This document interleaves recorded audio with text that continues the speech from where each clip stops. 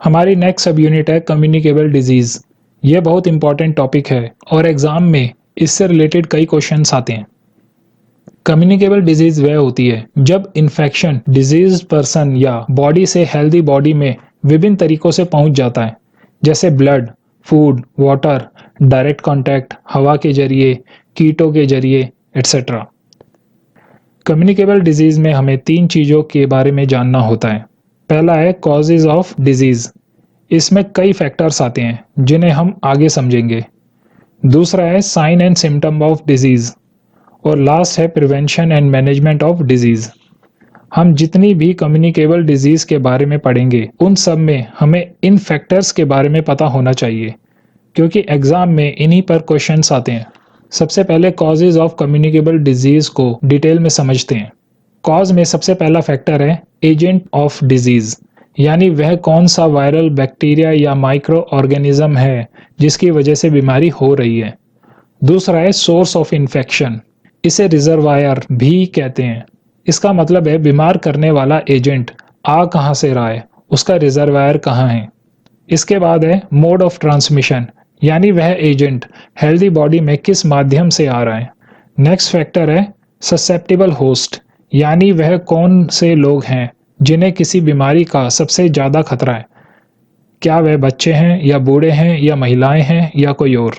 इसके बाद है इंक्यूबेशन पीरियड। यह वह पीरियड है जिसमें कोई बीमार करने वाला एजेंट हेल्दी बॉडी में एंटर करता है और उस बीमारी का पहला सिम्टम नजर आता है।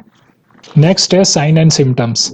साइन एंड सिम्टम्स ऐसी कैरेक्टरिस्टिक्स या साइन है जो किसी स्पेसिफिक डिजीज के होने पर दिखाई देते हैं। साइन एंड सिम्टम्स को आइडेंटिफाई करने पर हमें उस डिजीज के बारे में पता चल जाता है जिससे वह व्यक्ति बीमार है। लास्ट पार्ट में है prevention and management of communicable disease. इसको हम तीन पार्ट में समझेंगे। पहला है कंट्रोलिंग सोर्स और रिजर्वायर। इसमें आते हैं अर्ली डायग्नोसिस, बीमारी के बारे में लोगों को नोटिफाई करना, इन्फेक्शियस डिजीज से प्रभावित व्यक्ति को आइसोलेट कर देना, उसका प्रॉपर ट्रीटमेंट करना, क्वारंटाइन यानी संभावित लोग जिन्हें इन्फेक्शन हो सकता है कि मूवमेंट को रिस्ट्रिक्ट कर देना, और लास्ट है सर्विलियंस, यानी सबसे पहले अफेक्टेड पर्सन के इन्फेक्टेड होने का कारण खोजना। इसमें दूसरा पार्ट है ब्लॉकिंग चैनल ऑफ ट्रांसमिशन, यानी अगर हम एजेंट को कंट्रोल नहीं कर सकते तो उसके फैलने के तरीके को ब्लॉक करना।